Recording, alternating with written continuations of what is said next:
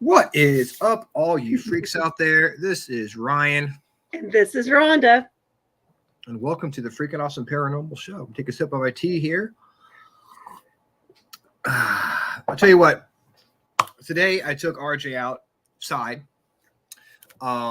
which is something I rarely do these days. But I took RJ to ride on a scooter, and it is so freaking humid out here. It is. So, the funny thing is every August there is a hurricane system or tropical storm that blows up this way. So we're getting ready to get, hurricane. Was it Debbie? Debbie? Really? I think it was Debbie. Maybe Betty. I don't know. But there's remnants of a hurricane coming our way, right? That's why it's so humid. So it's going to rain this ridiculous amount of rain over the next couple of days. But this always happens in August. And after it happens, not that it won't be hot, not that it still won't be ick, but it always looks, the sky and everything looks different. It starts getting that fall look about it. And so I was like, oh, here we go. Here we go. Here's the one that starts setting us on the path to fall. Oh, I better not. There better not be a hurricane coming this next week because I'm going to be at the beach. Nope. And I'm it should be gone by then. It should be gone by then. Y'all should find good shells and stuff. There's always good shells and stuff after a hurricane passes through. We missed the beach last year because my grandma passed away. And Angie had a new job, so she couldn't get off of work anyways for it. So yeah, we've been looking forward to going down to North Carolina, and it would not be much fun to spend the whole vacation inside. No, it would not. So, it would not. RJ would just be playing on his tablet, and he'd be perfectly okay with that. Yeah, because the only thing to do at the beach, if you can't be on the beach, is shop and spend money. Yeah. Or eat. Yeah, exactly. Spend money on stuff you don't need. Right. Which I've done plenty of times when I got down to the beach. I gotta have this cup. This is Outer Banks on it. It's so cool. I get home, it's like, why do I even have this? Why do I have 50 Outer Banks cups? Yeah. I'm like 100 OBX t-shirts and cooler cups and or whatever. Yeah. That's why they call it a tourist trap. But you're like me. You go every year, and usually I go I haven't this year, but usually I go 2 or 3 times a year down there. So I don't even consider myself a tourist. I'm not a local, but I'm not a tourist. Not anymore. Like back in the day, though, man, the best thing to do was go to a t-shirt shop and have the iron-on OBX t-shirt. Yeah, they made it there and put you could get your name on it. All the yeah. Yeah. I had a t-shirt. It was two of them. I remember like it was yesterday. And one, it was a alligator holding a surfboard, Outer Banks. It said "So hip it hurts," and I thought that was the coolest thing ever. And I was like, "That's me. I'm so hip it hurts. Look, I have a t-shirt and everything." And the other one, my favorite, big movie monster, was King Kong, or still is. And I'd get I got a it's like him leaning against a meter. Yeah. And it says King Cool on it with the sunglasses on and everything. I thought I was the shit. And I was, of course. And you were. And you were. Yeah, I don't remember any of my t-shirts like that, but I do remember that span of time where you could not go down there without getting your brew through. Oh yeah. Yeah, you got to go for the brew through or the Big Johnson shirt. Yeah. Yep. For some reason, my mom wouldn't let me buy a Big Johnson. This were a big thing. Or remember the Absolute shirts? Yep. Like Absolute Beach, Absolute this, Absolute that. Man, I miss those shirts. We got Teresa is saying it's rained all day and now it's cooling down. For our Canadian weather report, here's Teresa Chalmers. It's rained all day and now it's cooling down. Well, it's humid here with a lot of wind, overcast, and a buttload of rain is coming. Yes, no fear.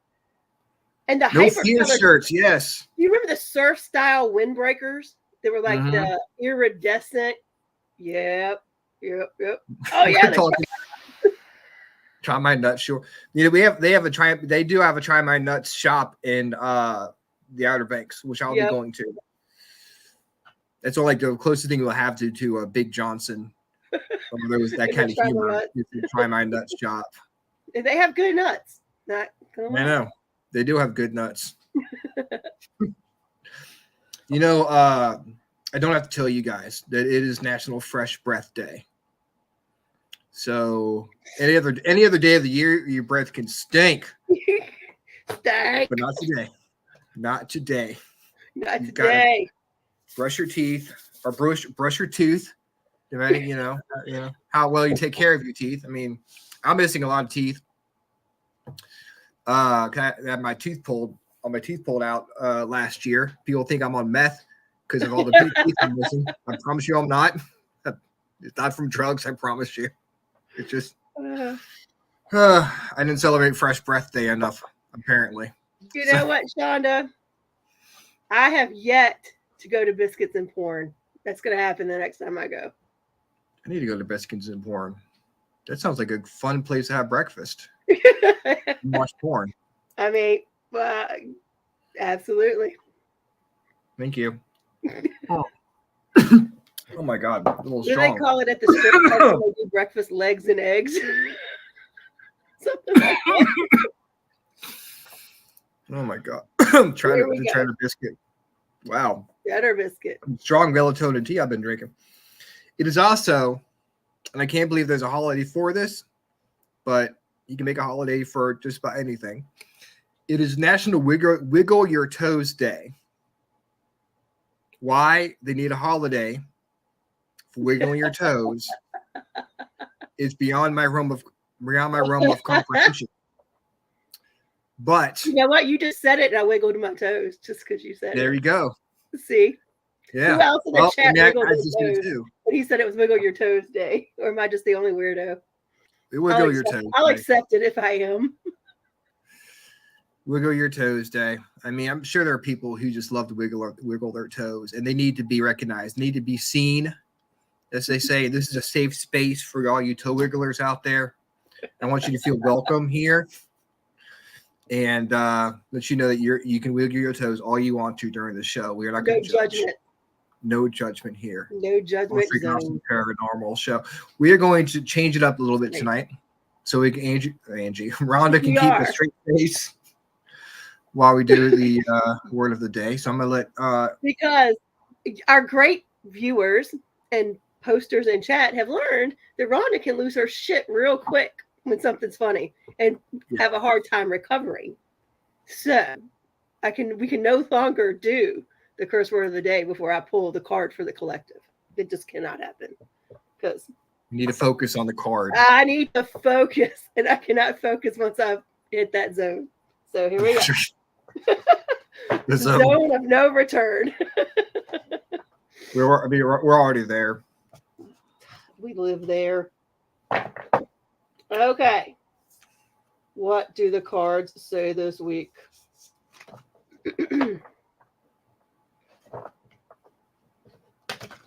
All right.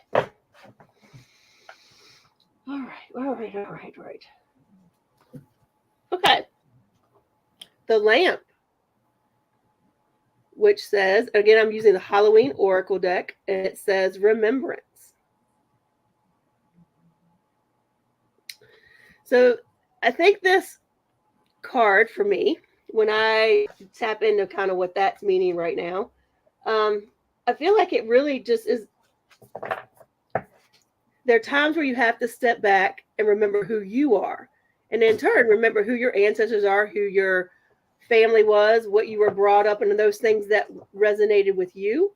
And the things that what you hold true. So I think this week might be a time to kind of think about your ancestors, think about your family, think about the lessons they instilled in you, and look at that and see where you would fit with that right now. Because a lot of times the things we were taught from our ancestors, we don't necessarily believe anymore. But there's those things that they taught us that we believed a lot, or that were traditions or things that we bring into with us, into our lives with us that we would never change. So, it's a good chance to kind of reflect on yourself and say, hey, where do I fit with what my belief system is? And also show some remembrance for those things of your ancestors and your family that you feel like maybe you've forgotten about. So tap into that this week. The cards have spoken. The cards have spoken. Yeah, the traditions are a big thing with me and my family, and I've been thinking about that kind of a lot lately myself. Just kind of like, but for me, it's more like, knowing that certain people in my family are getting older. Yep. And knowing that they're not going to be around much longer, and trying to make sure that I show them appreciation. Yeah. As best I can for what they've done. And it's summertime. Made me think about what you did with them in the summer. I literally, when I did my grocery store pickup yesterday, there was a pasta salad that the old lady that lived next door to us, I called her my grandmother. She was not my grandmother. Used to make, and I got all the stuff to make it just because it's summer and I haven't had this yet. That's not right. I need to make it. So maybe tap into some of those things that you remember from your childhood that your family did that maybe you haven't done yet this summer, and make it happen. Yeah, I mean, the tradition of summertime was my mom complaining about it not being the fall. So I've been doing that. So that's where you get it from. Yes, that is where I get it from. You get it honestly. I'm channeling my mom when complaining about the heat and stuff. And this takes us to our word of the day. A little bit of a segue here. And again, guys, this is when you want to take our kids. Actually, this isn't even a bad word. So bring the kids in. Gather around. Call them in. So it's not like last week where you sent me not a bad word. The beard splitter. Yes. Yeah, beard splitter. Another word for penis. For those of you who are wondering. This one. I did that card before this now. This one again is not bad. Not bad at all, kids. Come on, gather around, kids. I'm going to teach you some. I'm going to teach you some knowledge here. If I give you the word smell fungus, and it's nothing to do with like yeast infections or anything like that. It is completely good. Fine. Smell fungus. What would you say the? Well, I mean, I'm sitting here wondering, does it go with like the day of like fresh breath days, like bad breath? No. What's usually what I do during the summertime is a constant complainer. Oh. So whenever I start bitching and moaning about smell summer fungus, the heat, dude, stop being such a smell fungus. God. Or I could say I smell fungus. I smell fungus, and I'm like, oh yeah, you're right. I don't know. Yeah, smell fungus, or smell fun gas, like Teresa said. Smell fun gas. I wish I could smell fun gas right now. I've never smelled fun gas. Well, I guess laughing gas fun is fun gas? gas, right? I don't know. Laughing gas might be fun gas. Yeah. That's not the only fun gas. Yeah, I know. And they have an oxygen bar where you can smell like taste different types of oxygen. I guess it goes up your nose. I mean, somewhere, I don't know. Yeah, somewhere. I don't know if it's in Richmond or whatever. They do have oxygen bars. They stick shit up your nose, like the kind of you put like like in a hospital. Yeah, and they send like different flavored oxygen. So I guess that would be fun gas. I need to. Think. Hey. Sorry, I can't tonight. I need to go get a dose of some rose oxygen. There we go. All right, so we have got West Virginia Paranormal Investigations coming on the show tonight. We got Jonathan Johnson hanging out in the queue, wondering what the hell he's doing here, talking about wiggling toe days and stuff and fun gas. I think how we get it going. Yes, this is how we get our rocks on here on the Freakin' Awesome Paranormal Show. This is one of our paranormal shout outs we did earlier this year. Yes, we did. Yes, we did. Bringing back the paranormal shout outs, get more guests that way. So let's bring on Jonathan Johnson from West Virginia Paranormal Investigations. How's it going, brother? How are you? Hey. I'm doing great. Just enjoying the banter. Well, again, we want to thank you very much for taking the time on National Wiggle Your Toes Day. It's taking up my entire day. I barely got away from doing that to make the show tonight. So. Oh man, so how have you been? Yeah, I've been good. Been busy. Excited for fall. I mean, don't want summer to be gone, but I always get busy in the fall with some investigations and getting out. So excited for that time of year for sure. Yeah, fall is definitely one of those times of year where there's talking about what like Rhonda's card, where there's a lot more traditions, at least in my family. I mean, we used to go fishing, and I didn't even go fishing. What I'm talking about, we used to like go to the pool. That's about the only thing we really did, and go to the beach. Yeah. But fall, it seems like there's a lot more. There's a lot more. I think fall and the winter are a lot more family oriented seasons because you're kind of forced to stay inside, right? And as far as, but you know, weather is nice, you can go out and do stuff, and you kind of do your own thing. But in the fall and the winter, it's kind of over family oriented seasons. That's how I look at it, anyways. No, I totally agree. When you get that weather and you want to be outside and do your own thing, but in the fall there's board games and parties and family get-togethers and all kinds of fun stuff.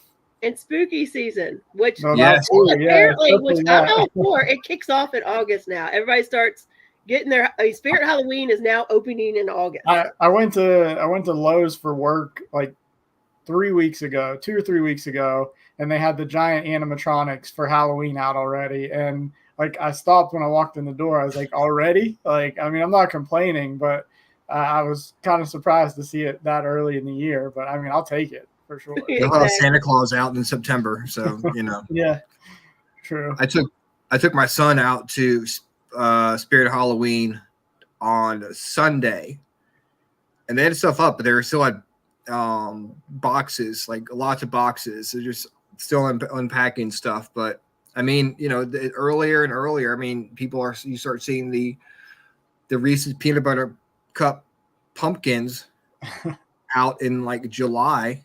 Yeah. Yeah. You know, you'll start seeing the Reese's peanut butter Christmas trees out. Probably, I was joking about the Santa Claus, but you'll start seeing the Christmas candy out probably September, maybe October. Yeah, beginning of October at least. Yeah. You know, they don't waste time. I mean, not back in the day when it was like, you know, Halloween stuff came out and it's like middle of September. You started seeing like candy corn and stuff. Now you start seeing it again, August. Pumpkin spice will start coming out pretty soon, which, you know, I don't mind. I love pumpkin spice flavored stuff. So I am counting the days for that to happen. I don't know, when it's hot, some pumpkin spice just sounds gross. When it's bad. I'm with Rhonda on that one. I'm not a pumpkin spice guy. Like pumpkin spice it's like 90% of humidity and 100 degrees.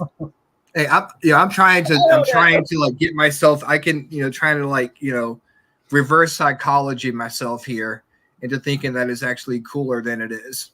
Yeah, no, like 100 degrees. It's still margarita season. Sorry. Mm.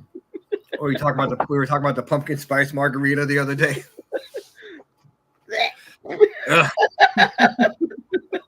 I'm good. That pumpkin spice tequila. Hey, they make pumpkin spice everything these days. They pumpkin spice too much stuff. That's all I'm gonna say. Phil, yeah. I mean, right there. I can have pumpkin spice all year. Thank you, Phil. Thank you, Phil. Yeah, we got this. Teresa Chalmers, apple pie. Yes, apple pie. Hell yeah. So how did you get into the paranormal, Jonathan? That's a great transition. I love it. Apple pie and the paranormal. That's right. As American as the apple pie. So I grew up hearing stories when I was younger, actually talking about family. My mom grew up in a house that she would tell me stories about when she was a young girl. She would be upstairs in bed and she would hear footsteps and her mom would yell up the stairs for her to get in bed. And she was already in bed under the covers, terrified, hearing the footsteps. So hearing stories about that growing up always just kind of piqued my interest. Never really did much with it until I got to college. Was about the time when the big paranormal shows hit TV, like Ghost Hunters and Ghost Adventures.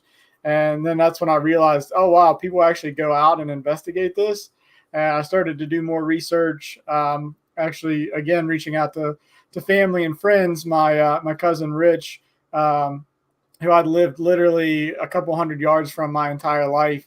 We grew up in a very religious family, so we never really talked about like ghost hunting and things like that. But reached out and he said, yeah, I've always been interested in this. I would love to go explore a little bit more. And he actually had a near-death experience that he was in a coma for a little while, and he said he could see kind of what was going on around him when with the doctors and nurses and things like that, which he would have no way of knowing in the state that he was in. So hearing stories like that, hearing stories like my mom told me, and then starting to see people out and investigating, I was like, yeah, this is something I want to pursue. And we founded West Virginia Paranormal Investigations back in 2007, and I've been going strong ever since. Wow. So that's stuff You're that happened. deep rooted for a while. Yeah. That's cool. Yeah. That's stuff that happened when you were a kid. Was there like any history to the house, or did you know anything about it, or what was the No, I mean, it was actually torn down when I was like a baby. So it was my mom's house, my grandma's house, and it got torn down right after I was born. So I don't have any memory of the house. But she, like I said, she would tell me stories. My dad, who's like one of the toughest guys I know, he would walk like 3 or 4 miles home at night versus staying in that house. He was scared to stay in the house. So I wish I would love for that house to still be there and get to learn a little bit more about it and investigate it. But unfortunately, it's long gone. Still, it's so fun that you have those stories that you can tell people about, Absolutely. Yeah. I mean,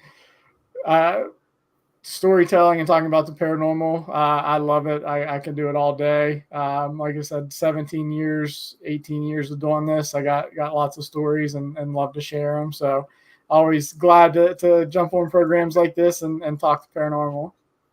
So where was the first place you ever investigated?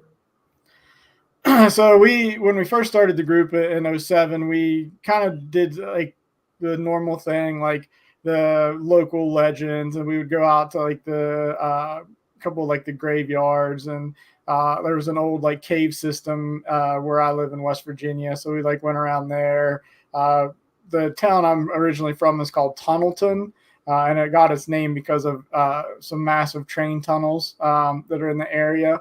So we explored some of the train tunnels and things like that. Never really had a whole lot happen in those. But the first place I ever did like an actual investigation is still one of my favorite places I've ever been all these years later. It was just a small old farmhouse in the middle of nowhere, West Virginia, that a friend of a friend had. And it's still one of the most active places I've ever been. And I would go back anytime I get the opportunity. It's funny how those small, like, no-name places that kind of nondescript places can have such amazing activity. What kind of stuff would you get from the house? So the first time we were ever there, very green in the investigating. We really didn't have a whole lot as far as equipment or anything like that. We were basically just kind of flying by the seat of our pants, more or less. But there was a stairway that went upstairs into the small little loft area where they had some beds. And we were walking around, my cousin Rich and I, and we didn't have any plans. And I heard the door that went upstairs. I heard it unlatch, open, and close. And we were trying to coordinate what we were doing. So I opened the door and I said, "Hey, Rich." And at that exact moment, he walked through the front door on the other side of the house. And he said, "Yeah." And he said he came around the corner and my face was completely white because we were the only two in there. So I assumed he had walked upstairs to put the recorder up there, and there was nobody else there. We tried to debunk it with the drafts and things like that. There was no way. And we had actually the recorder running, and you can hear the door unlatch and then close and relatch. So that was like one of the first things where I was like, wow, like this might be like legitimate. We've heard voices there. We've had intelligent conversations through devices. We've got some great EVPs there. The guy who owns it, he's told me stories about seeing full body apparitions there, and he's a very trustworthy guy, so I believe him. But yeah, just you would never know it. You would drive by it, you would just kind of glance over at it and like, oh, that's a very old farmhouse. It looks nice, but you would never know the type of activity that's there. Does he live there, or is it? No, he visits there. He keeps it up and takes care of the land around it, but he does not live there. But he stayed there lots, and he's had quite a few experiences of his own there. That's pretty cool. That's really cool. Yeah. I think that just fits with the things that places can be over investigated. Mm-hmm. Like it seems like when you go to these nondescript places that something might happen, that's where you get stuff. The hard part is getting access to those nondescript places. At least the public ones, you can get into. But you really have to know someone to get into these smaller houses. Yeah, we have a different web series now called Forgotten Relics. But when I first started to get into kind of the creator side of things, I came up with the idea for a web series that was called Abandoned Souls, which was basically going into never investigated locations or places that have not been over investigated, like we're talking about. And the couple places that we got into were phenomenal. But like you said, it was just so difficult to get into places that have never been investigated or only been investigated a couple times that project kind of simmered away. But that's still something that I think would be a phenomenal idea should the access be there, because those places are usually the ones where you get a lot of interaction. Yeah, I'm guessing that a lot of places like that don't have paranormal activity but don't want the advertisement, or don't want people to know that it's so active.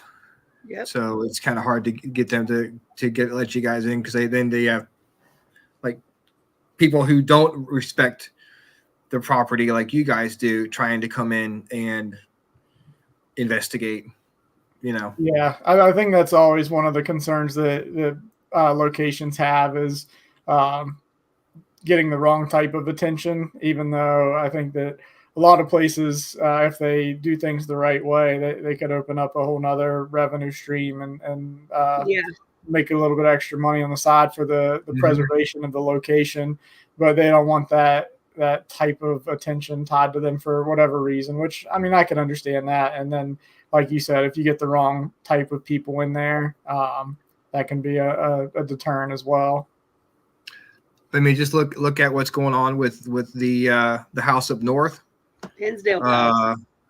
Yeah. The with it's actually made the news, which the actual and it kind of puts us in a bad light, puts all the paranormal into the bad light when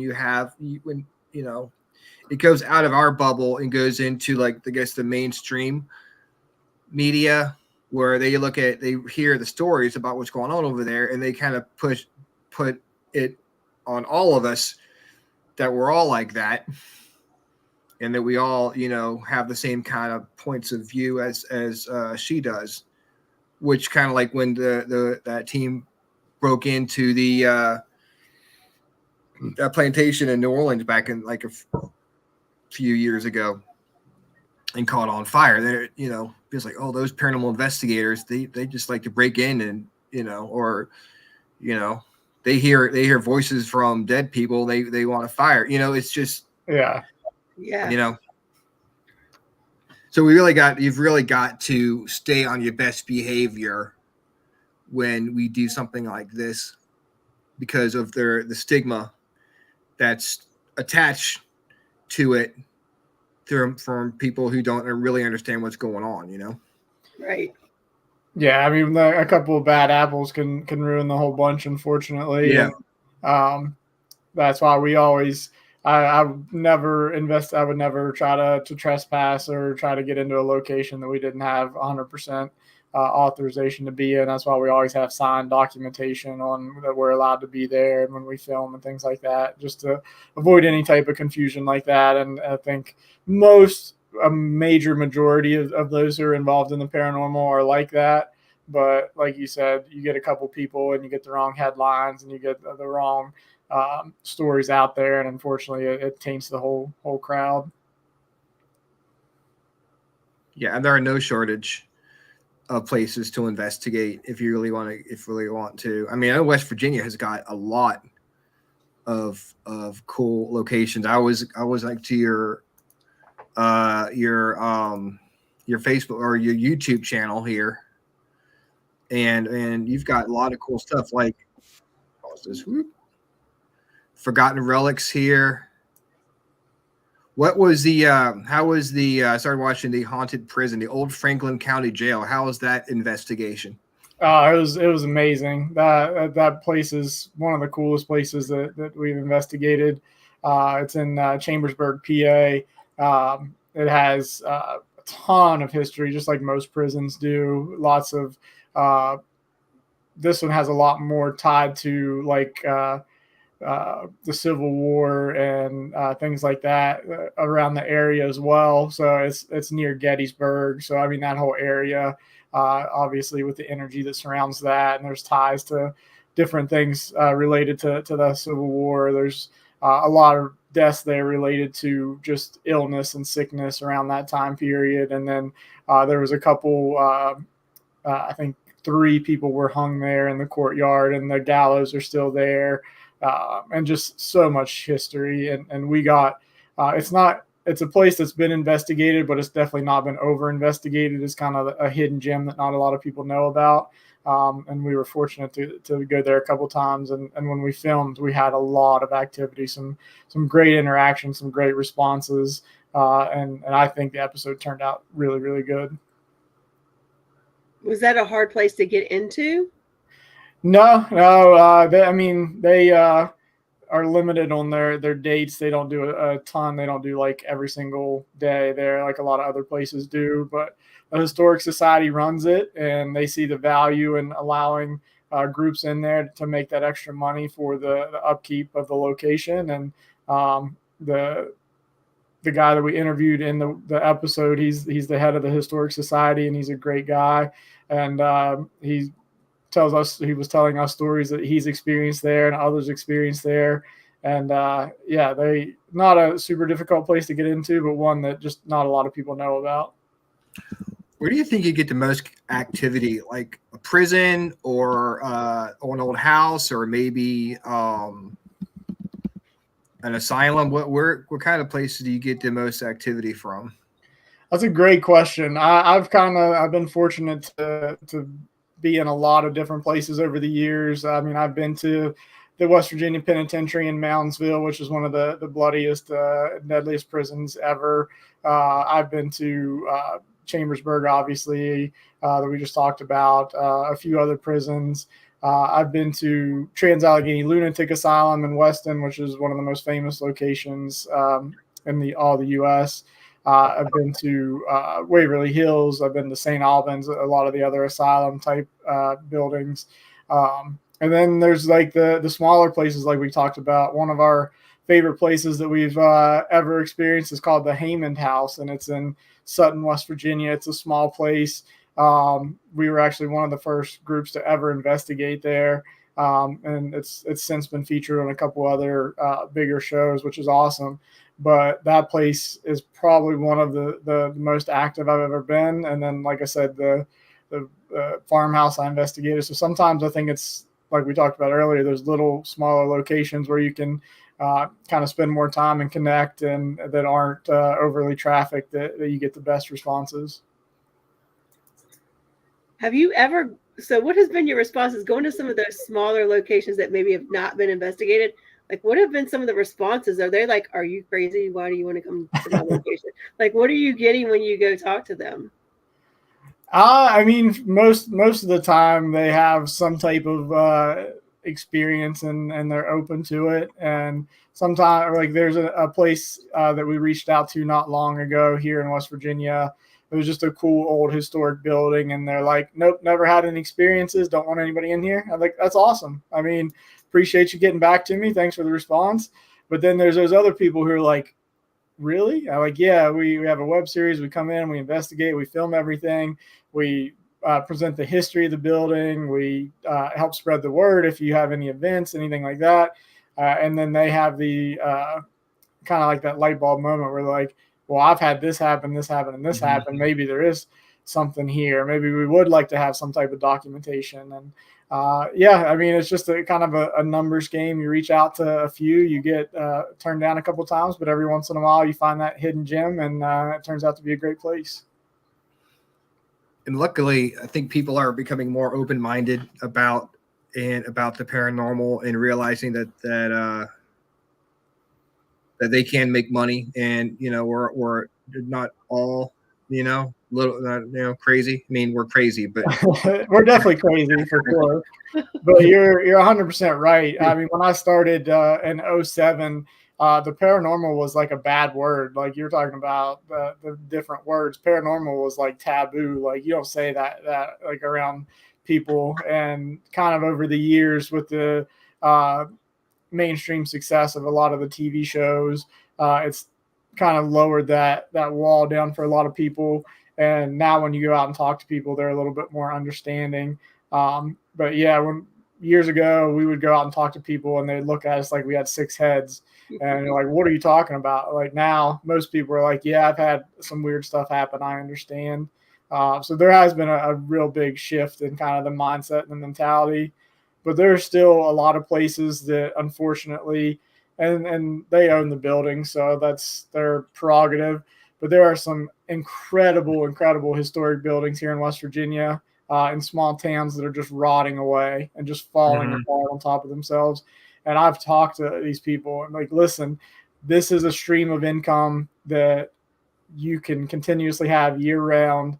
It's going to add up over time. You're going to be able to invest it back into the building. You're going to be able to save a lot of these buildings. And some of them are interested. Some of them just dismiss us, and these buildings are just crumbling, and it breaks my heart. I hate to see it. Yeah, we're kind of going through the same thing here with the cabin on 360. My dad owns the property, and he's old school, and he's getting better as far as being more open-minded about stuff. But for the whole time that we were able to do investigations out there, we were never able to fully really advertise or get the word out, because he was been trying to sell the property for years, and he would be like, well, how am I supposed to sell the property if people think there's a bunch of ghosts there? It's not helping me at all.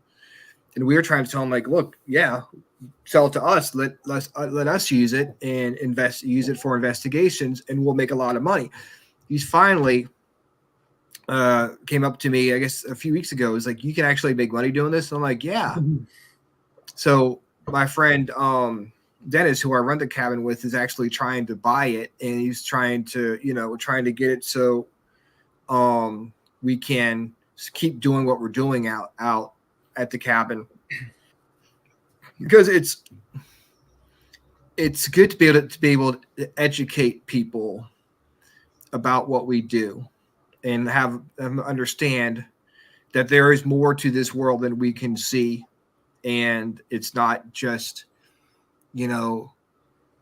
guys in dark places screaming demon every time they go on an investigation. There's a lot more to it than that, Well, I mean, I think that's key, Brian. What you just said is like, so many people have made this seem like it's dark and it's evil and it's all of that. I'm still of the firm belief that most of it's that you hear is somebody who's cranky in the living, they're cranky in the dead. Or they are just pissed off because nobody can hear them and they want to tell them, like, this is what really happened. So they're agitated. I'm 100% on board with that. I hear the word demon thrown around so often, and it just drives me crazy. And it just, again, that's another thing that puts us in a negative light, unfortunately, when that's all they see in the TV shows, and some of the YouTube series are the same way, and they just scream demon, demon, demon, and that's 99.9% of the time it's not. I've been to so many places that were labeled demonic and evil, and they're just not. It's not the case in my experience. So yeah, I'm 100% with you on that. It's we'll go to we'll host like public events, or we'll go help out with public events, and people just have such a skewed view of what investigating truly is, and it's unfortunate. I mean, like I said, it's the TV shows and the success of other people have definitely helped in certain ways, but it's also that evil, that negative, that type of stereotype has hurt as well. And you have to, like, when you're investigating, like understand that, like, one of my favorite places that we've done this year was Sweet Springs Sanatorium. And, you know, us ladies were walking down one of the hallways, and I kept telling my friends, I feel like somebody's just running up behind me going, ooh. But I never felt like it was evil. I felt like they were just messing with us. Mm-hmm. Just like, and we actually were called the FPRI track team now because we were getting ready to give up, and we heard audibly like, woo, like somebody was trying to scare us. And it was so funny. We all kind of like turned around and started running. And I was like, but I never felt like it was somebody just like making fun, like a spirit making fun. Like they just wanted to pick on us. It never felt evil. Absolutely. Sweet Springs is one of my favorite places. Actually, Cindy Harper, who runs it, she's a good friend of mine. We've known each other. We actually got into it around the same time. There was a paranormal conference here in Morgantown, where we're both from, and we just randomly met up. And all these years later, we've worked together and stayed in contact. And our first episode for our web series for Forgotten Relics was filmed at Sweet Springs, which is pretty awesome. And we've been back a few times since then. And same thing, we've had some incredible experiences there. We've heard doors slam. We've heard voices. I actually heard somebody running down one of the hallways, so much so that I was 100% convinced that somebody broke in, because it sounded like somebody sprinting down the hallway to get away. And there was nobody else in there. But yeah, there's been a lot of people who claim that is evil or negative. Or like they were picking on me, like they were making fun of us. That's how we were trying to be funny. Yeah, they were trying to scare us and freak us out, but I was never felt like threatened or in danger there at all. Yeah, Angela says, I like coming in as a healthy skeptic, debunk first and see what's left. And that's a great way of, coming in to an investigation. You don't want to think every bump you hear. Yeah, we actually kind of at that, piggybacking off that, we were at Sweet Springs and we were filming, and when we were going back to do the watch through for one of our sessions, we captured, it looked like a mist come by one of the windows, and it was like, we were like, oh my God, like what was that?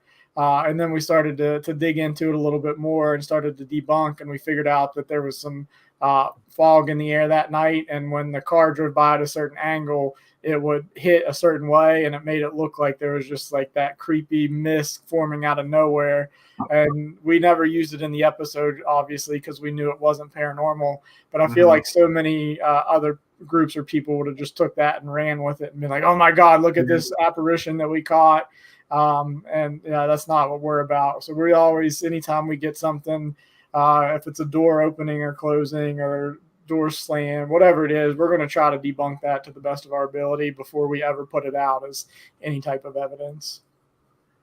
Yeah, you got to go kind of take an extra step and try to really, because once you've been through every single like scenario, and there's no way that it can because no way they can be debunked because you've gone through it. You've talked to people. You've taken everything you could think of.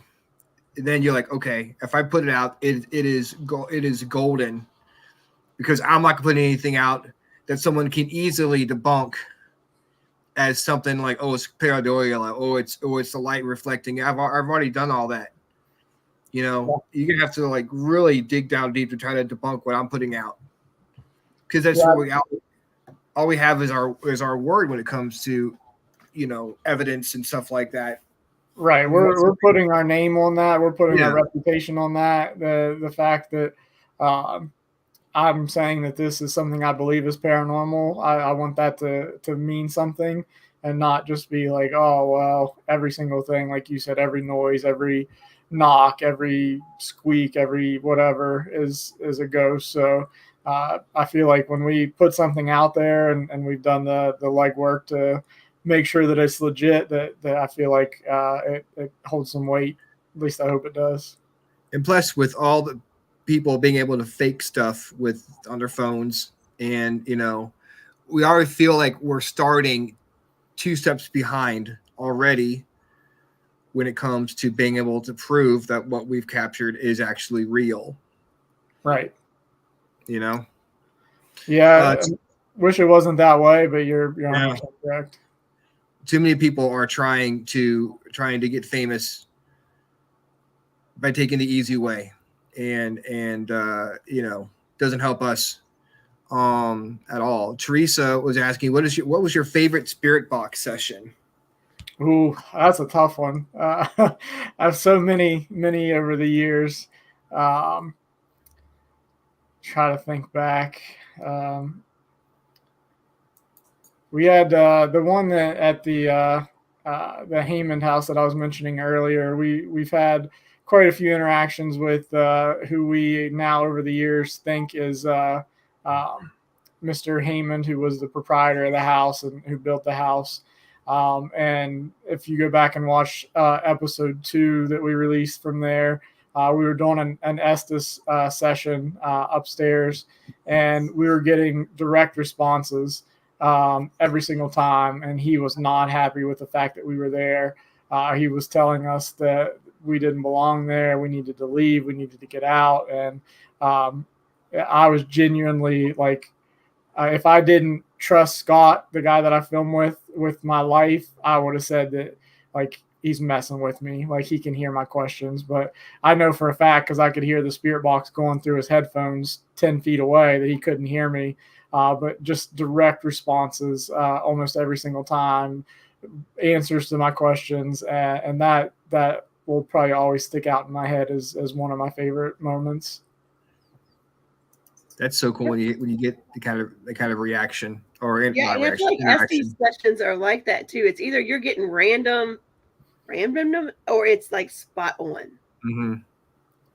Yeah, that's been one of our favorite experiments that we use basically on almost every investigation, and we've had some incredible direct responses and just got some information on locations that either verified other stories that we had heard or kind of brought new attention to or new details to light, which is always a really interesting thing when you can go back after the fact.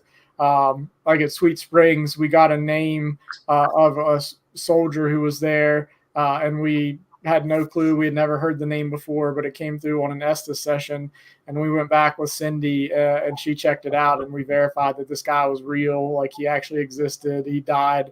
I don't think he died in the building, but he died in that area, and never heard the guy's name before in my life, but we caught it through the spirit box, through the Estes method, and he was a real guy. And when you get stuff like that, you're like, I mean, yes, could it be completely random, and could it be a 1 in a billion shot that we come up with this?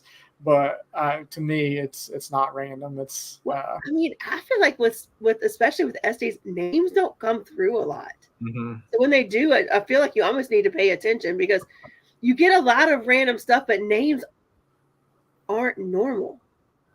Yeah, first and last name. They're just not the norm of what I've, at least for me, I haven't heard a lot of names come through. So when they do, it's like, oh, what was that? Right. That's really cool. Especially like you said, especially when you get something that actually fits into the location that you're at. You know? Yeah. So how do you, when you do like an investigation for your channel, how many people do you usually bring in with you? Most of the time, it's just the two of us. Occasionally, we'll work with another team or another group, very infrequently. But it's mostly just Scott and I. We come in early the day of. We'll get all the legwork done. We'll fly the drone, get all the drone footage. We'll do we call the B-roll shots where we get like the walk around footage of the location. We'll get all the background done. We'll set up. We'll do the interview with whoever we have for the location. We'll set up all the cameras. We'll get everything ready to go. We'll map out kind of a baseline of kind of the areas we want to make sure we hit. We never usually stick to it because we have stuff start to happen, and we kind of go with the activity that's going on at that time. And then we just kind of go, and it's been incredibly fun and rewarding to kind of see. If you watch from the beginning episodes up through the end, you can see a massive difference as far as the lighting and the camera angles and the production, and that's all us. Like we're just learning as we go. So it's been really, really fun for us to kind of get to share all of that with everybody else, which I think is a great thing for us. Do you, Teresa's asking, do you feel it's better? Like you feel collect more evidence when it's just two people? I think so. I mean, not every time. A lot of it has to depend with who the two people are and kind of your energy. I think when you open yourself up, obviously you're going to get more interaction. I've been with people when it's just been the two of us and they've been shut down and stonewall and they've not been open to it, and it just kind of kills the entire energy. But for Scott and I, we work so well together, and we're both open to it, and we're always, hey, like if it happens, awesome. If nothing happens, we're still gonna have fun while we do it. We're not gonna, like I said, force anything. But I know when we do like those bigger public investigations or we help out and we run tours, when you get 5, 6, 7, 8, 10 people in a certain area, it can kind of overwhelm things, and it can kind of one, it can intimidate if there are spirits there, and two, it can kind of you're not sure what's actually going on just because you have so many different people in that area. You don't know, was that somebody moving? Was that somebody breathing? Was that somebody stomach growling? All of those things go into it. When it's just the two of you and you trust each other, you kind of know. So yeah, I would say definitely we get more evidence that way. And Rhonda, you know, if you have the right kind of chemistry with someone, the spirits really feed off that. Yes. We went to an antique store, probably like, I guess it was weekend before last. And much what you said, we had planned like where we were going to go and when we were going to do it. And next thing you know, we're in a room the whole night because the activity would not stop. Yeah. Like, it's like, okay, we're just going to sit here all night. We're getting EVPs, we're getting flashlights, we're getting music boxes, all like if we tell them to do it, we're not going anywhere. We literally stayed in the same room for hours. Yeah, why leave when you know you're getting stuff you're looking for? Why go someplace else? Yeah. Now you can either go to that room again, or you can try a different room. It'll be like a brand new investigation. Yeah, and you know, specifically doing public investigations, because my team does. We are the host team for a location. There, you know, I hate to say there's one in every group, but if there's one in the group that either doesn't believe or just that they're blocking the whole, all stuff. You know, as we have groups, and because a lot of times we'll be stationary, some of us will stay in certain locations. The group that comes in that's all amped up, they'll get stuff. The group that comes in and nobody wants to ask a question, nobody says anything, we get nothing. Yeah. So there's a lot to that.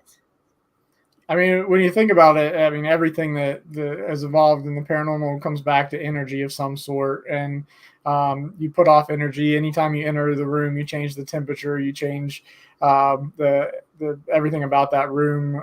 And when you just bring that negativity or you bring that closed mentality, a lot of times exactly what you're saying, that for whatever reason they just don't want to interact. And we've experienced that a lot as well.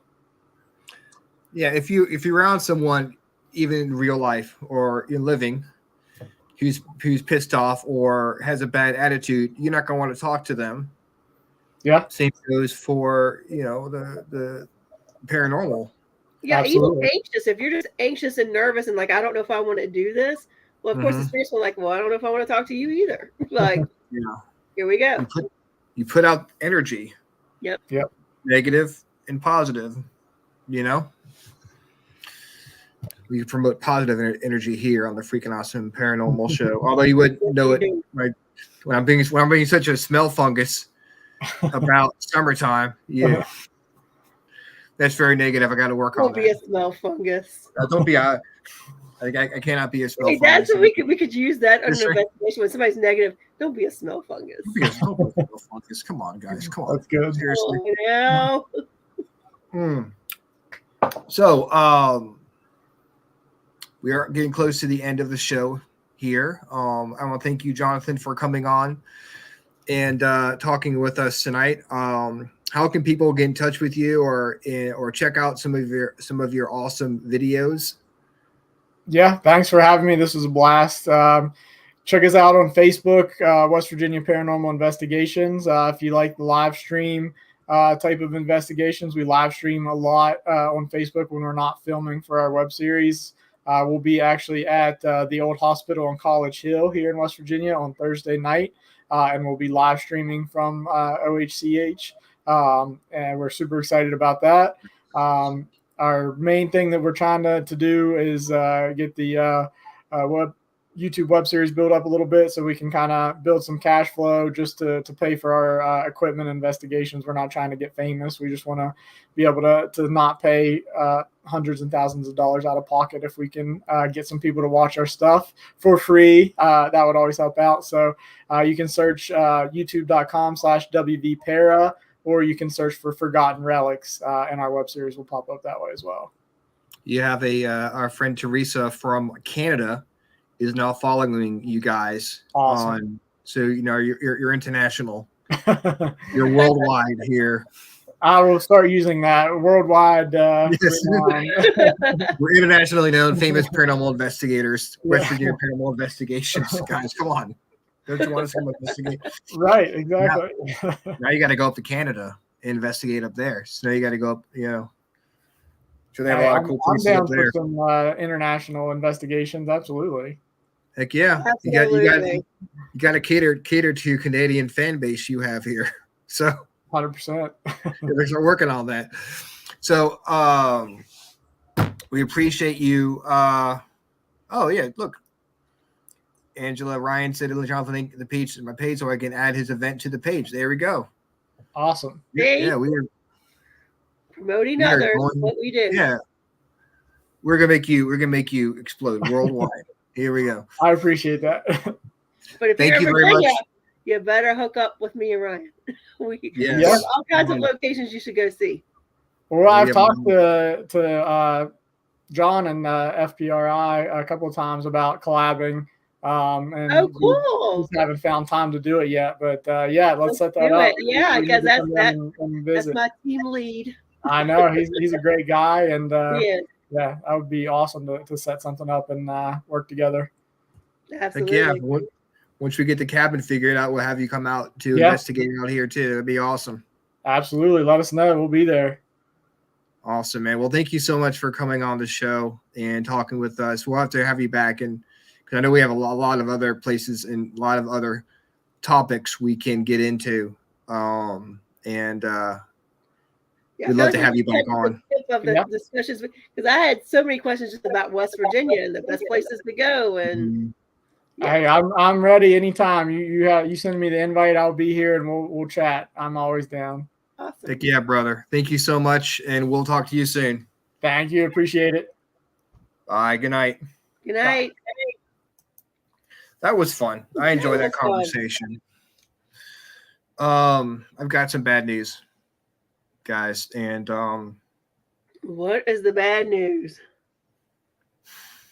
Hope you guys are sitting down because this is gonna be painful for you guys. It's scaring me now. We are not going to be here next week. Nope, because Ryan's going to be on vacation. I'm going to be on vacation, all you ever wanted. And I realize it's gonna be tough. It's going to be hard. You get your daily week of Toes of Rhonda on Sunday on the Orion if you want to see one of our dynamic duo, come hang out on the Orion Effect on Sunday. Yeah. With me and Hallie. Teresa, go check out go on the Orion Effect, the Rough Nation Network. Go check them out. Everyone, go check out the Orion Effect. Katrina Cooper this week, and she is like a psychic medium. She's in Texas. She's phenomenal. So Teresa, come hang out with us. It's going to be a fun show, guys. Angela, thank you so much for tuning in. Dennis, Teresa, Lois came on. Yep. Sabuhan, Nolan. He comes on a lot. Sherry Bandy was here with us. Jonathan, JK47 came on with us. Nice. For a little bit. Shonda, Michael Brooks, Sean. Yep. We had a lot of cool people show up tonight. All the cool people. Phil, all the cool Michael Phil and Shonda, and all the cool people came out tonight. See, I don't even know what we're really doing. I know next week I'm off. We're supposed to have Tracy and coming on the show, and I reached out to her. She never responded back to me. So when are we supposed to have her? We're supposed to have her on the 13th. Where I was going to try to do the show from the beach, but I'll reach out to her if you want me to, because we can make that happen. I mean, what I would probably do is just start the show and let you guys talk. Okay. And I probably would. Her event coming up. Yeah. I'm so disappointed I can't join. Oh, the one at the Hinsdale house? Yes. Yeah. But I mean, I don't want to chase after anybody. So, I put the word out that she doesn't want to come on. You know what? We said that earlier. It wasn't the Hinsdale, it's the Conjuring House that's causing all the episodes. Yeah. No, it's the Conjuring House. I don't want to add any more advertisement for it. So that's why I said that house up north. Yeah. That was my bad. Sorry. I was thinking actually I didn't hear what you said. Yeah. About her. People are going to be messaging Daniel about go. What kind of stuff did you having at the Hinsdale house? No, not the Hinsdale house. It's great. Hinsdale's great. It is fantastic. It's a Conjuring house. So again, guys, we might not be here next Tuesday, and it's okay. It's okay. Ryan is getting his tan on. Yes. And if you need to get therapy, I would totally understand if you need to, because you miss us so much. And it's okay. It's okay to cry about it. It's okay to cry. And if you're a grown man, you need to cry over not seeing us, it's okay too. We understand. Again, we are very accepting here. So we'll be back on August 20th. Not sure what we're going to do because I'm supposed to have Project Zero, but he can only do it live from the cabin. I'm not sure if I can actually go out to the cabin to do the show. So we'll see. It might just be Rhonda and I shooting the shit. We could. We may have. We actually only have one guest this month, and that was the one we just had. Because then the week after that is a Freaks React video. So we could seriously just have one guest. Come up with something for the 20th. I'm telling you. We can dip into our bag of guests here and pull one out. And be like, okay, come and show with us. Hopefully I can talk to Trent from Project Zero and figure out if we can get him to come on and not have to go all the way out to the cabin, because it's hard for me to do that on Tuesdays. So anywho, we'll be back here with something on August 20th, and let's hear back from Tracy. Hopefully I will. And if I do, we'll get you set up, and we'll have Rhonda and Tracy talking about her event and at the Hinsdale house. So yep, I will see what I can go. And Wildwood, they got 2 locations in a weekend, 2 amazing locations in a weekend. Yeah. I mean, and it's such a great cause for what they're doing out there too. So, trying to hook them up. So we'll see what happens. But If not, we'll be back here Tuesday, August 20th, same freaking awesome time. Same freaking awesome place. Same freaking awesome podcast. Hell yeah. Hell All yeah. right, guys, have a good week. 2 weeks. We'll talk to you soon. Bye. Bye.